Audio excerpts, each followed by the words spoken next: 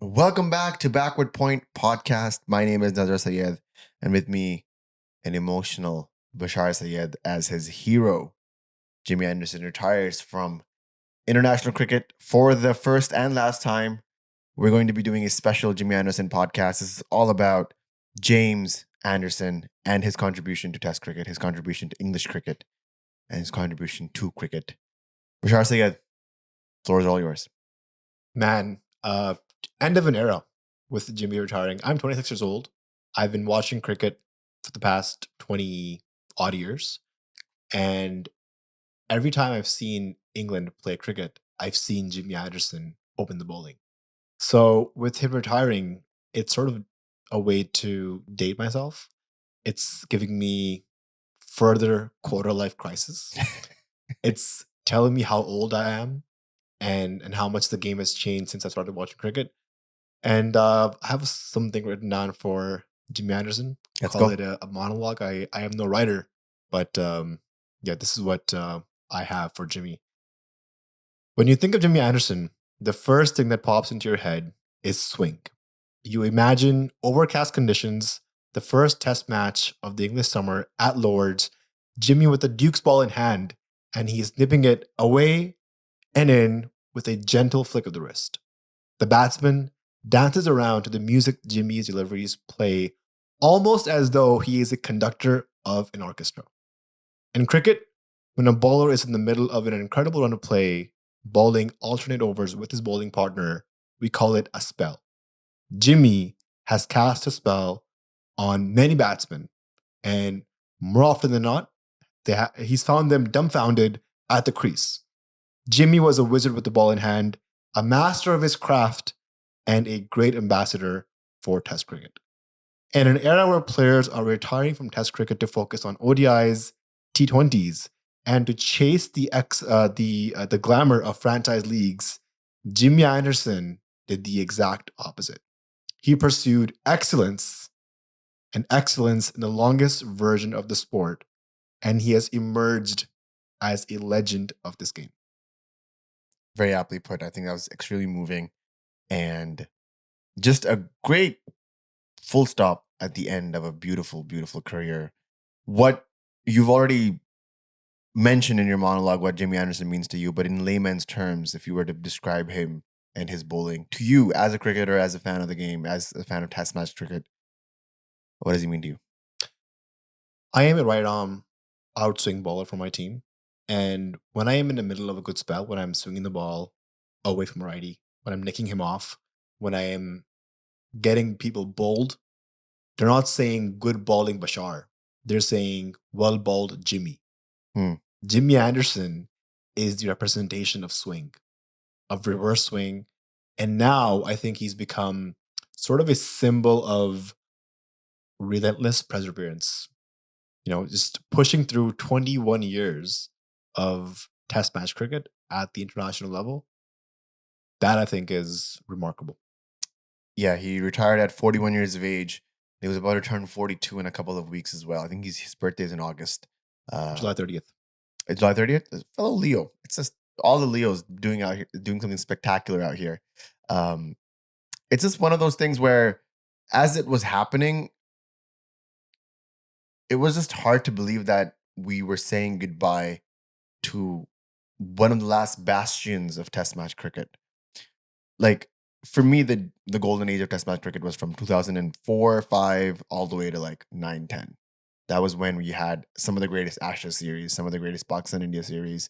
We had Brian Lara still playing cricket and Zaman ul Haq still playing cricket. We had just some of the best, like Jimmy Anderson, making their way into the game. We had the Australians, the Shane Warnes of it all. Just fun to watch. It was exciting to watch Test match cricket. And Jimmy Anderson is the last, uh, you know, he helms from a time where it was just exciting to be in the whites and playing with the Reds. And I think that's what I realized when I saw Jimmy Anderson walk in for the last time and walk out for the last time. That, man, we lived through the legends, and you hardly get to see that in this sport. Virat Kohli retiring is also one of those things where I felt that like connection where a chapter has been closed into cricket where this is someone that I studied, revered, feared when they played against my team. And that will be no more.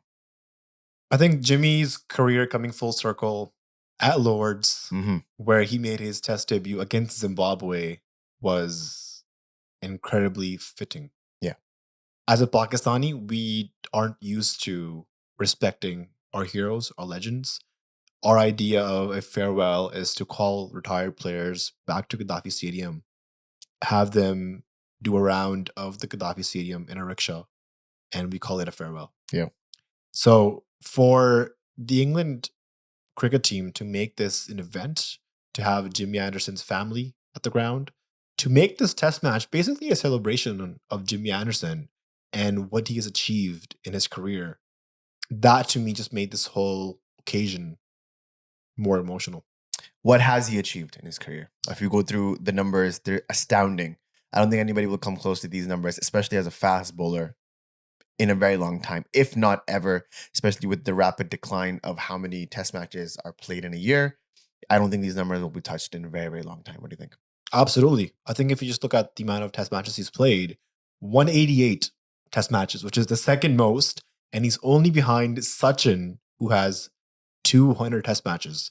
So to think that any bowler, any fast bowler will even come close to playing this many test matches in the coming years, I would say it's impossible. Just off of a little bit of a quick ESPN Cricket Info Wikipedia search.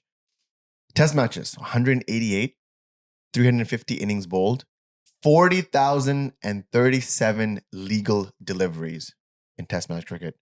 He's got hit for 18,627 runs and he's taken 704 wickets with the best of 7 for 42 in an innings and the best in the match for 11 for 71, an average of 26.45 runs per wicket at an economy of 2.79 per over, at an average strike rate, which is 56.8 deliveries per wicket, 32 4-wicket hauls, 32 4-wicket hauls, 32 5-wicket hauls, and 3 10-wicket hauls in the match. What do you think about that? Yeah, I mean, his test wickets, for context, third most of all time, right behind Shane Warne and Muralitharan, again, spinners.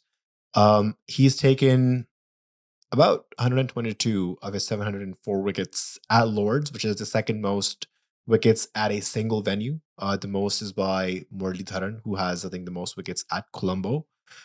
He also has the most caught behind dismissals in Test match cricket. He's bowled the third most deliveries of all time. Actually, the fourth most. Fourth most deliveries by any bowler, and it's the most by any fast bowler. So again, the more you look at his numbers, the more you understand that longevity and legacy is what Jimmy Anderson is leaving behind, and these numbers are going to be incredibly hard for anybody to replicate. Yeah, first, most wickets taken by a wicketkeeper, 249 in combined Test ODIs and T20Is. In Tests only, it's also number one. He has 199 caught behinds. 199 caught behinds out of the 704, almost roughly about 20%. Wow, that's crazy. That means that's how many times he would beat the batsman. Caught behind just means you're bamboozled. You have no idea what's going on. You've nicked it. You're playing a shot somewhere else. The ball has gone somewhere else. The bowler was in complete control of that wicket, and you've just looked kind of like a fool. I saw a graph by Cricinfo, and it just showed Jimmy Anderson's strike rate, his average, his economy from the point of his debut to when he retired.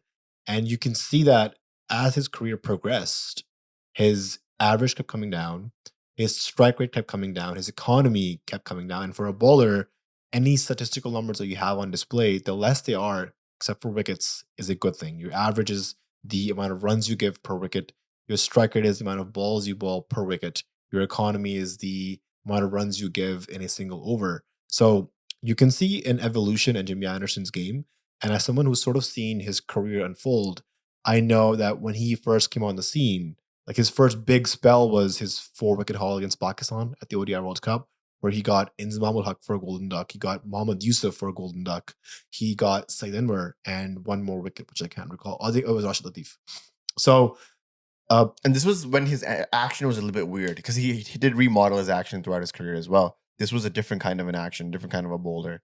And then once he finally found that stride, that signature Jimmy Anderson kind of waving in like, almost jogging in to the popping crease action. That was over for everybody else after that. Yeah, once he first came on, he only had the outswinger. Yeah, he didn't have So the outswinger. eventually, he learned that to actually get more wickets, you need to develop the in-swinger. So it took him a few months to develop the in-swinger.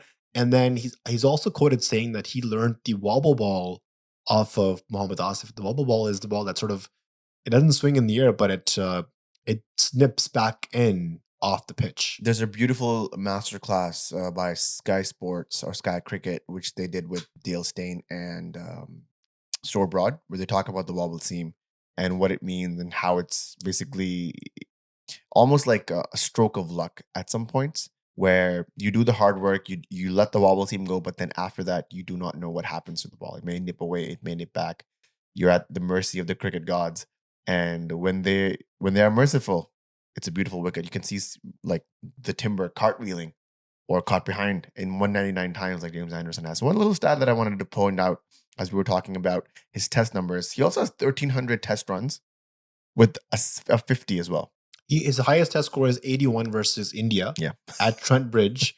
And I think when he asked that at one of his press conferences before his final test, he said that one of his best moments playing test cricket for England is that 81 he scored against India. Yeah. So that just shows you, you can be the greatest bowler of all time, but your best moment is still be with the bat as a batsman. Yes. I think Store Broad also has a test century because of Pakistan. He does. And then, the Asian teams coming back and giving these English bowlers some sort of like a pedestal to put their batting runs on. I think that's crazy. That's insane.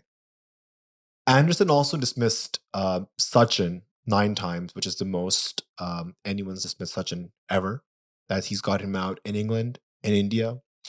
And the reason why I mentioned that stat is because Sachin has played the most tests. He has the most test runs, the most test hundreds. So getting him out 9 times is sort of a metric saying that I've gotten the best of the best, or the greatest of all time in test match cricket the most amount of times.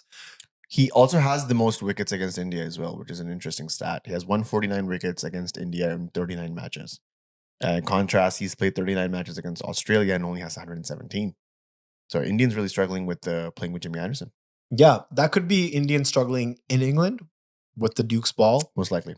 And also Jimmy developing his game to play in conditions like UAE, in Sri Lanka, in India with a different ball. Because in England, Jimmy is the master of the Duke's ball. And the Duke's ball, as I heard Dale Steyn and Stuart Broad talk in that same masterclass, is that the first 10 overs, it's hopping around, but you don't really know exactly which way it's going to go. Something about the lacquer. Once the lacquer comes off, then the ball genuinely swings if you keep shining to one side.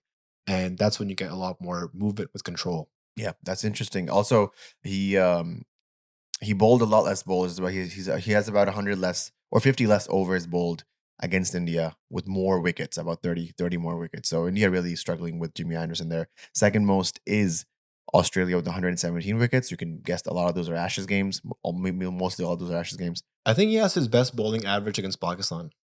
Best bowling average? Correct me if I'm wrong. Yes. Yep, 19.23. Not getting a lot of runs, taking a lot of wickets. Yeah, so Pakistani batsmen struggling a lot more than Indian batsmen in the UK. Man, I remember that 2010 series where, the infamous... Bad memories. Yeah, horrible memories, but I also remember Jimmy Anderson just ripping through the Pakistani lineup, man. That was an insane series for Jimmy Anderson. 5 test matches and just heartbreak everywhere. Or was it 3 test matches? Felt like 5. It honestly felt like 5. 3 or 4. It was a whitewash. It was a whitewash, and then at the last one, it was just complete agony. But he's had a slew of wickets. Obviously, most in England, 438 wickets in England. I think that's the most by anybody ever. And then the second most in Australia. That would ensure the Ashes being there with him and him performing there. He has a best of 5 for 43 in Australia, so he has taken 5ers in the Ashes series. His lowest best is second best is against Pakistan. He has never taken a 5er in Pakistan. In Pakistan, yeah. Well, because he's only played about 2 or 3 test matches. 2 matches. Yeah, 2 matches. He's taken 8 wickets, never a 5er. The one thing that I will say though is that he might have taken top 5 best wickets ever in Pakistan in a dead Multan track against Mohammad Rizwan. Mohammad Rizwan is playing all around that ball, off stump cartwheeling off. Mohammad Rizwan looking completely just confused at what has happened to him. And I think about that ball a lot. You'd be surprised how many times a week, at least once or twice a week, I think about how that mastery happened on a dead flat track, nothing happening for anybody. This guy just bowls a peach. You're like going through day to day and that ball comes into your head. Once every week. I'm not even kidding this. I'm not trying to be sensationalized about this. There's a few deliveries that I think about often. Just like when I'm walking or I'm in the gym. Adil Rashid against Virat Kohli. Adil Rashid against Virat Kohli. Jimmy Anderson against Mohammad Rizwan. It's one of those things where also Mohammad Asif against VVS Lakshman. Yeah, those three I would say are just like always like, how did they do that? So I'd Google VVS Lakshman getting bowled and just see his reaction every time he gets bowled. It's shock. Yeah. Like, he's like, how did that happen? Yeah. How did I miss that ball? 100%. And this is like one, again, going back to Jimmy Anderson being one of the greatest. He has many deliveries like that. Many. Am I correct in remembering that there was this one moment between him and Mitchell Johnson where who did he bowl? Mitchell was on the running end. Yeah. Who was on the strike? I don't remember who was on strike. Some Australian batsman on the strike. They were going at it, and he just bowls him through. So Mitchell Johnson says to Jimmy Anderson while he's on the running end, he says, "Why you chirping now, mate? Not getting any wickets." And then Jimmy Anderson steams in and gets the guy bowled, turns around, shuts up Mitchell Johnson with his finger, and well, that's the end of the story. Yeah, it's one of the most, how do the kids say, the coldest moments that I've seen. And yeah, it's one of those things where it just shows the class of the guy. It just shows that he was capable of turning it on whenever he wanted to. And also, I think this is a very interesting exercise that you and I are a part of right now. He may be the last person that we commemorate in the test match world for a very long time. This is a very weird exercise that we're doing. We're celebrating a test match cricketer in the age of league cricket. I think we have to talk about that as well. That he may be, as like I said in the beginning, the last of his kind. Someone who is truly a test match great. And we don't have a lot of those left anymore. Yeah, it just shows to go how much England prioritizes its test match cricket. They do play a lot more in volume compared to, let's say, a Pakistan or a West Indies. So for Jimmy to choose the route where he wants to not play white ball cricket, not play T20s, where he could probably play a Big Bash or a PSL or a Lankan League or a BPL and, make some quick cash in 3-4 weeks, he chose to go the long route, the path less traveled. And I think, like I mentioned before, like he's emerged as truly a great of the game. It'll be hard to replicate his numbers in test match cricket as a fast bowler. He is probably England's greatest test match bowler of all time, one of the greatest in test match history. I agree with that. I'm going to run some names for you, and you're going to tell me what do all these guys have in common, okay? Ian Botham, Alistair Cook, Jeffrey Boycott, Andrew Strauss. They're knighted? All of them were knighted. Yeah. Do you think Jimmy Anderson will be knighted? Absolutely. 1,000%. It's going to happen. It's a matter of time. Some of these some of them are insane names. I don't know Don Bradman was knighted. Sir Viv. Viv Richards. Sir Curtly Ambrose. Yeah. Only New Zealand player to be knighted. John Hadley. Interesting. 1990 for his services in cricket. No Pakistani knighted. I don't. Can Pakistanis be knighted? Sir Omar Akmal? That has a good ring to it. Wow. Actually, it should be Umar Akmal, sir. That's crazy. Because of the memes. That is insane. Wow. The only Indian knighted in this list is Maharaj Kumar of Vizianagaram. He was knighted in 1936. This is pre-partition, so I don't think it counts. But no Pakistanis knighted. They're in the Commonwealth. They should be. I don't think they care. Nobody cares. Just look at Sir Shahid Afridi. Does have a nice ring to it. Lala. Boom, boom, as they say. Yeah, you made some controversial remarks on that. Don't want to go back on that. I think he should be knighted. He will be knighted. I think it is the highest one of the highest orders that you can give to a civilian. He deserves it for his services in cricket. Why not? I wanted to come back to the point where I mentioned that he's gotten Sachin out 9 times, Yeah. which is the most by any bowler in Test cricket. He's also gotten Virat Kohli out 7 times, which is the joint most alongside Nathan Lyon. And you look back at the 2014 series, and every time Virat Kohli came into bat, Jimmy Anderson said that he just knew he would get him out. He doesn't know exactly how, but he felt like he was going to get Virat out every single time. So he owned him that series. 2018, it was sort of a great competition where Virat Kohli had upped his game. He was at the peak of his powers, and he scored 100 at the Oval. And there was a great competition between Jimmy and Virat every time he came into ball. It was one of those spells where you're glued to your screen and you're watching Virat Kohli being tempted to drive on that fourth stump, fifth stump, swinging away. And to see Virat persevere, come out on the bright side of that was great. But still, dismissing him 7 times is quite a lot. Yeah, he's from one go to another. That's just crazy. He's also gotten Shubman Gill out 6 times, which is, I think, the most by any bowler so far. Seems a lot for just the short career that Gill has. What I'm trying to say is that Jimmy has gotten Sachin 9 times, Virat 7 times, Gill 6 times, which is the joint most of getting any bowler out to those batsmen.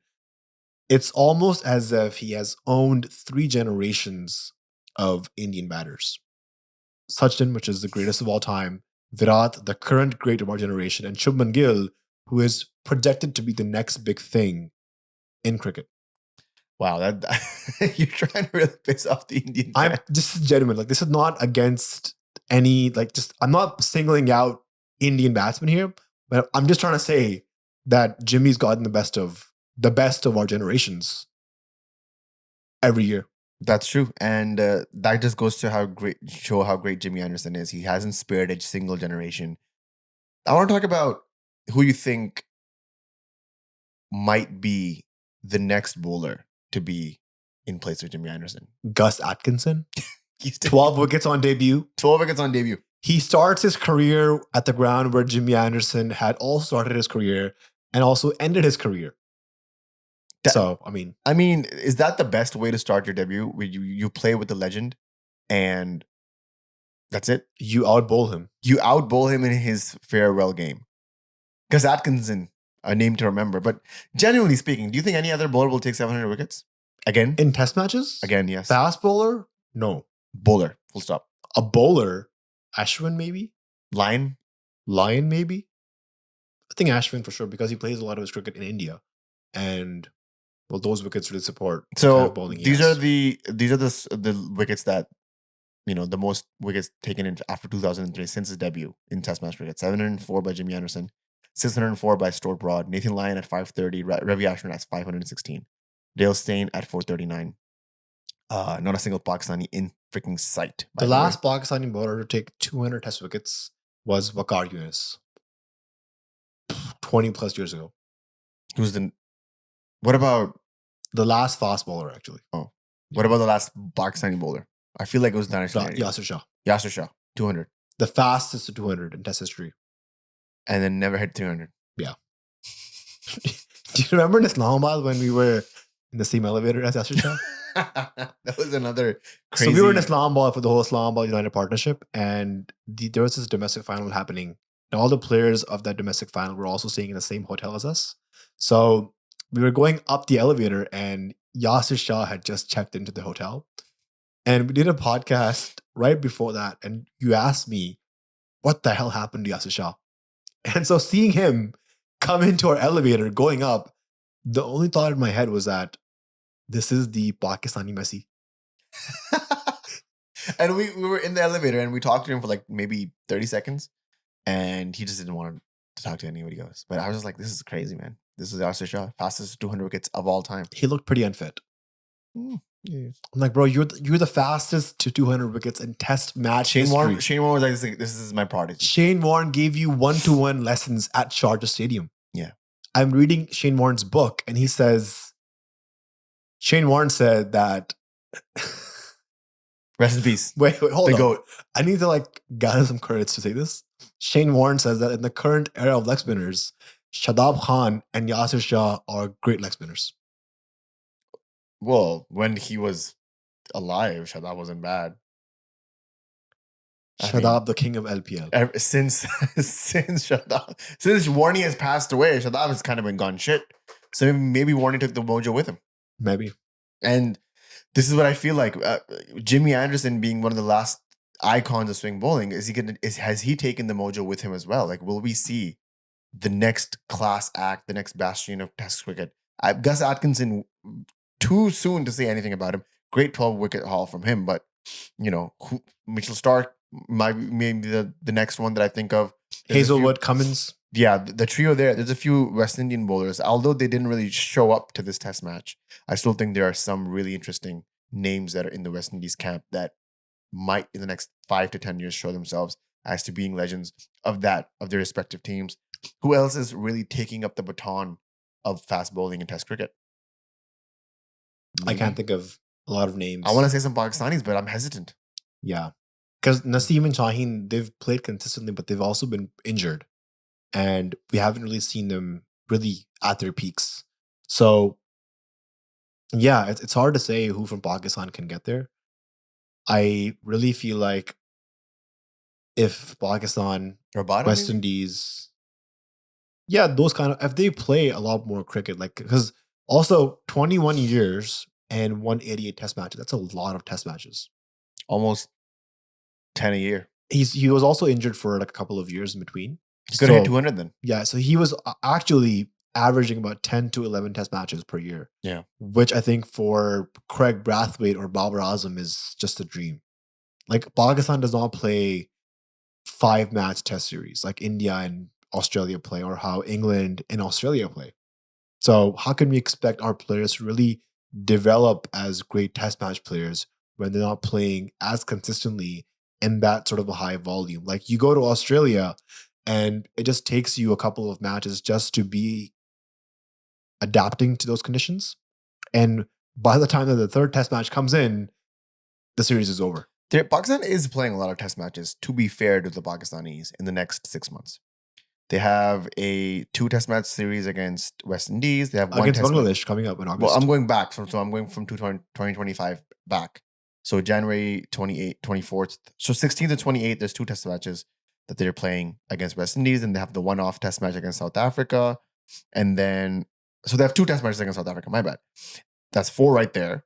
Right? And then they have... This is next year? Yeah.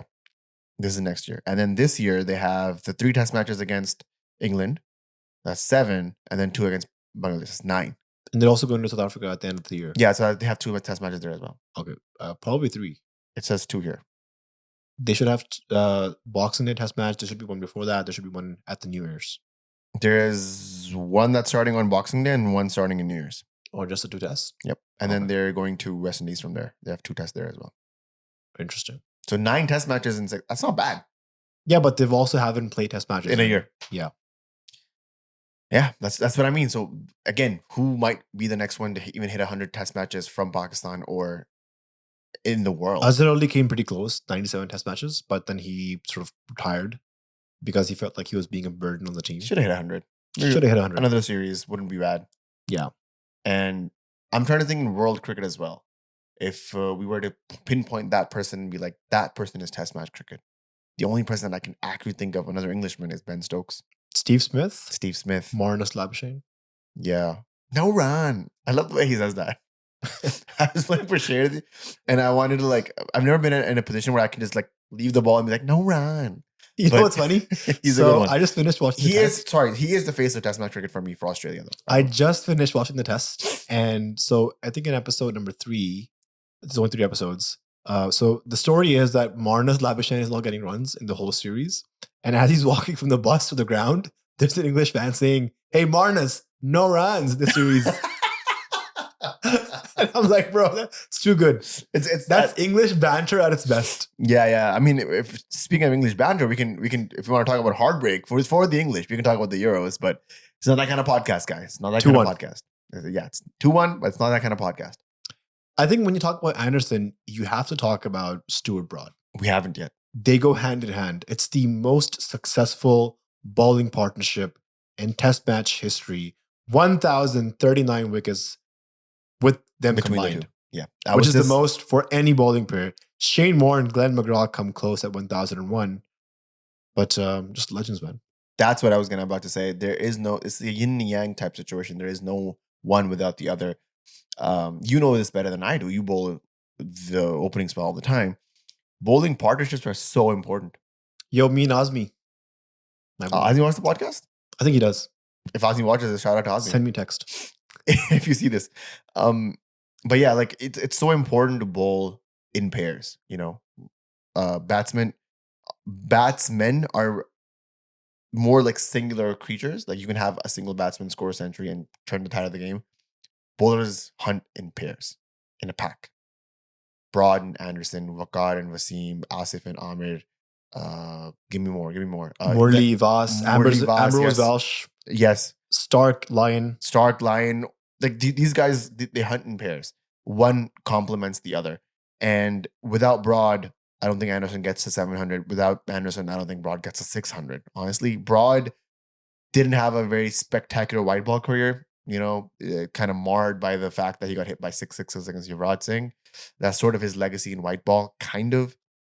But when he gave all his all to red ball cricket, it was over.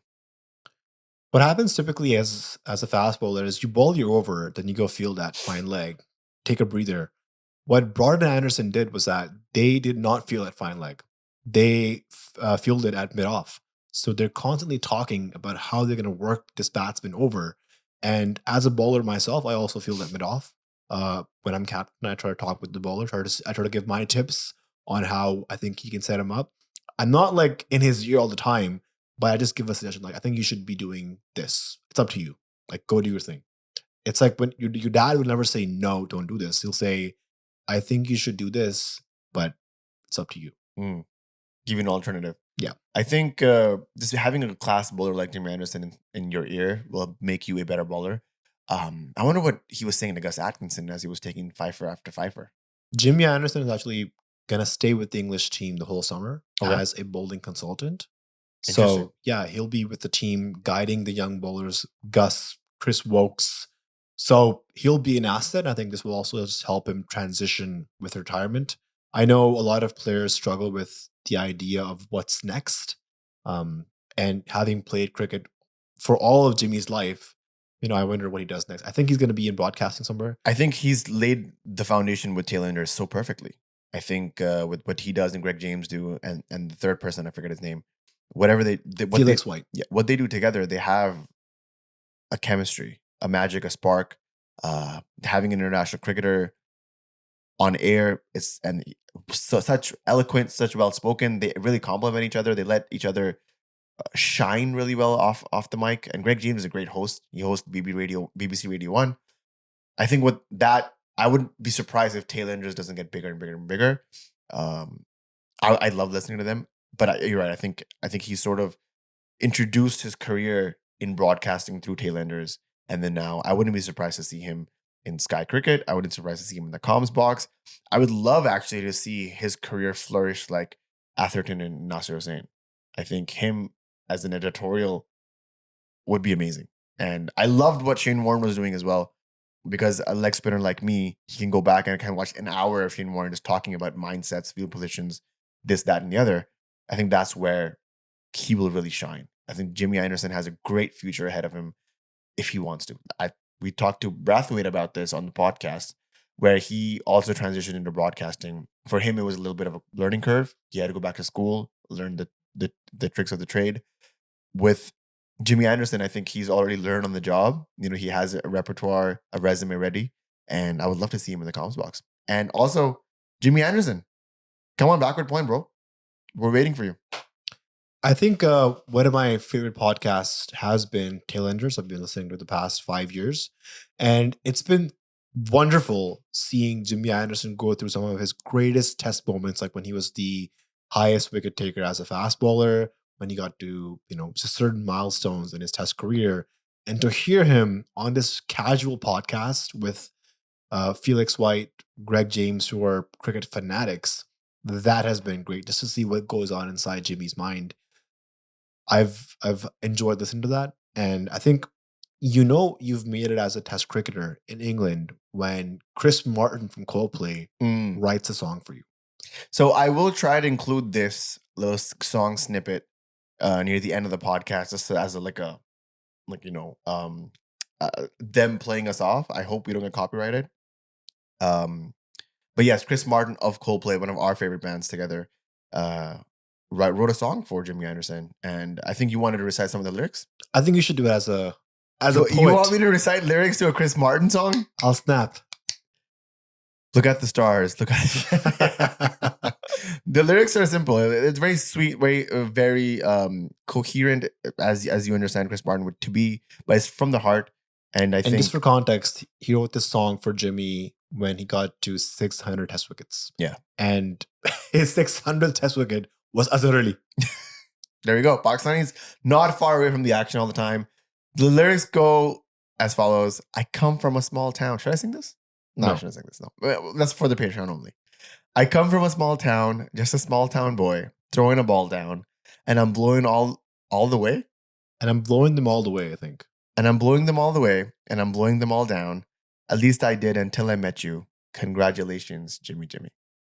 And I think this is like a perfect segue over into sort of the end of the podcast, where we did reach out to our Patreon subscribers, and we asked them to let us know what they want to say about Jimmy Anderson.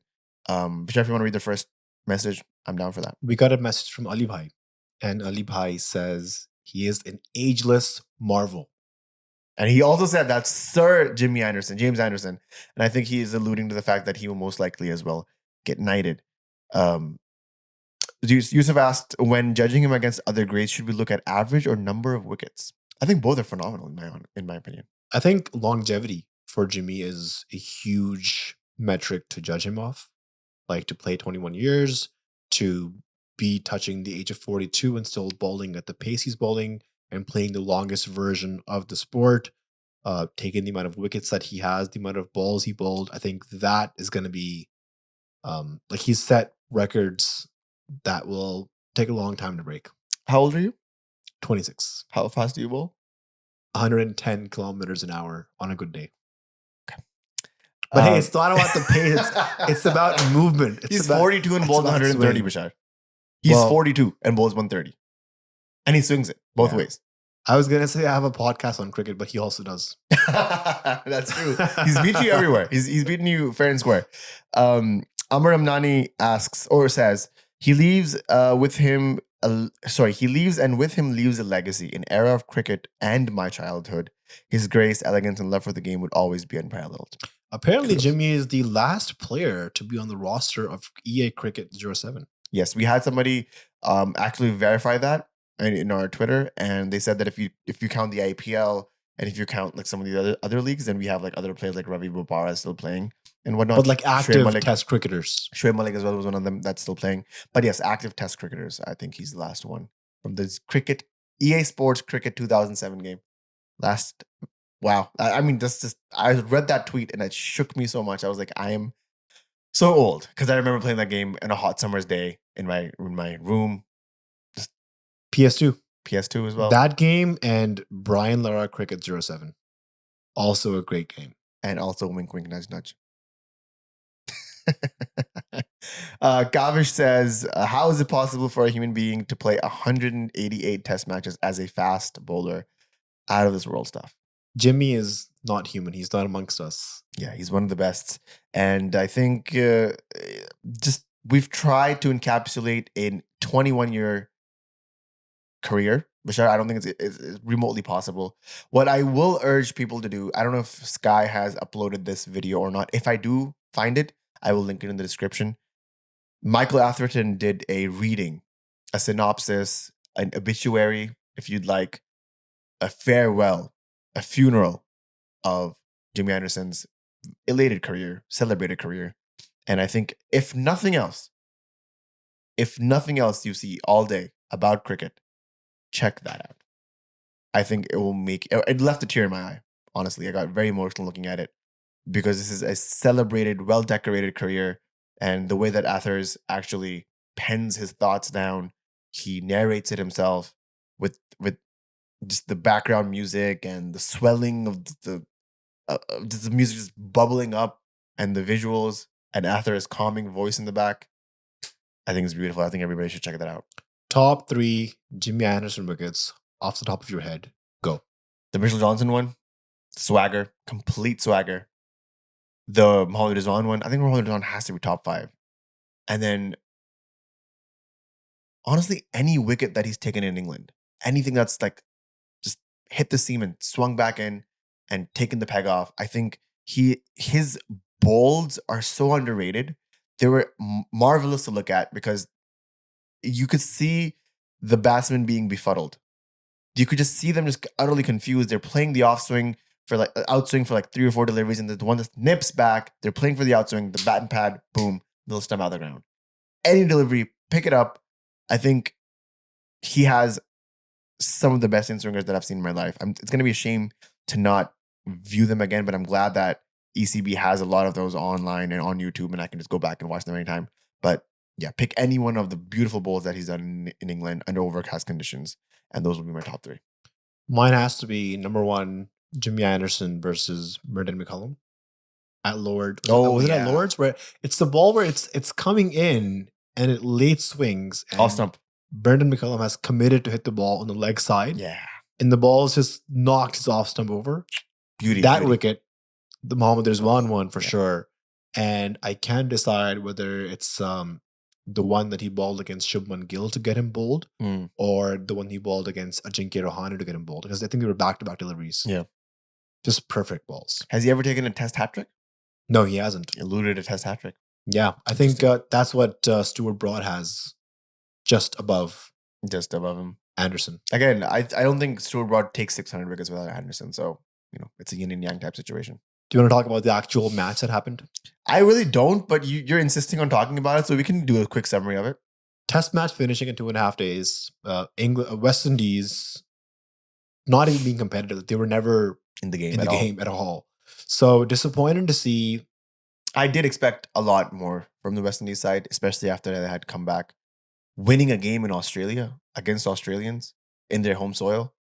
I was expecting a little bit more of an effort. Maybe a 4-day test match would have been fun as well. Just give me more of that so I can see more Jimmy Anderson in there. Jimmy Anderson never came back to bat a second time. I would have seen him score a few runs.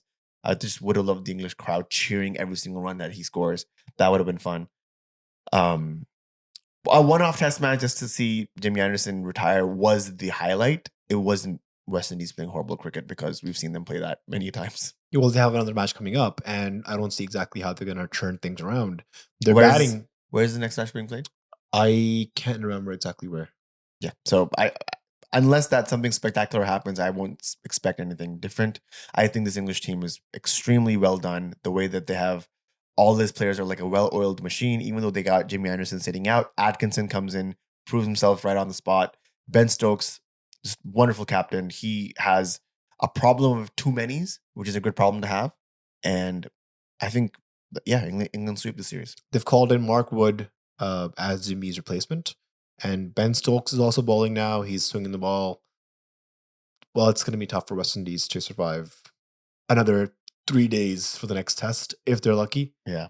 Their bowling just had no zip. Their batting showed little to no resistance. So it's just bowling stuff. I mean, when countries like West Indies, Pakistan, Sri Lanka, when they tour abroad, they're just not competitive. Yeah. And that, I think, something needs to happen to improve that. It damages Test cricket. It's not fun to watch anymore if the teams aren't competitive. And it's only fun to watch when the teams are competitive. So, I don't know. What I do know is that it's going to be an interesting Test cricket cycle with 9 Test matches for Pakistan coming in. They might want to go for the run of the WTC Championship. They want to play the final for the first time. And it'll be an interesting little run. What I do know is that this bookends a beautiful career for Jimmy Anderson, one of the greatest of all time, the GOAT, as Babar Azam said in his tweet, the GOAT, which I thought was pretty funny. Also said that he is the king of cutters. His initial tweet said, I something to the point of, I enjoyed playing your cutters. And I'm like, bro, like, Jimmy Anderson is known for his swing. Yeah, another reason to hate Sakors, I think. another thing to say. I think Psycorp just puts it in the chat GPT thing, like, oh, hey, Jimmy Anderson retired. Hire one of us to write your tweet, Saya. We can do it. We'll put heart and vigor in it. Did you not hear Bashar's monologue? It was genuinely moving. You know where to find us. You're already funding us. You're already funding. Beautiful. I think this is a wonderful place to end the podcast. Jimmy Anderson, thank you very much for providing us 2 decades of just wonderful cricketing moments. He's generally one of those people that it's hard to hate him, even if he's playing against you. I was watching the Pakistan versus England Test match series, and the way that ball just zipped back, took out the middle off stump for Mohammad Rizwan. How do you hate that? Third time you mentioned that dismissal. How do you hate that? How do you hate that? Like, it's one of those things where it defies the laws of physics. It makes you wonder how a cricket ball even operates, and it makes you stay tuned for more white ball cricket. With the legacy that James Anderson leaves behind is this. He made cricket interesting. He made Test cricket competitive. And if any bowler, if any player comes up and tries to do half of what he did, I think he will be successful in having an illustrious career. Jim Anderson, thank you very much for a wonderful, wonderful Test match. James, Jim, Jimmy, Jimothy, if that's your real name. Final thoughts, Bashar, before we log out. And as Bashar is having these final thoughts, I will start playing the Chris Martin song in the back. And if you don't hear the Chris Martin song, then try to find it in the description. That just means that we got copyrighted and we had to take it out. But if you do hear it, enjoy it. Yeah, part of my childhood ends with Jimmy retiring. It makes me realize how old I am and how life is fleeting away as we speak. But looking back, he leaves behind legacy, he leaves behind numbers which are unparalleled, which I hardly think will be matched by any fast bowler in coming times. Jimmy, happy retirement and go well. I come from a small town, just a small town boy, throwing a ball down, and I blow them all away. I'm blowing them all down. At least I did until I met you. Congratulations, Jimmy, Jimmy.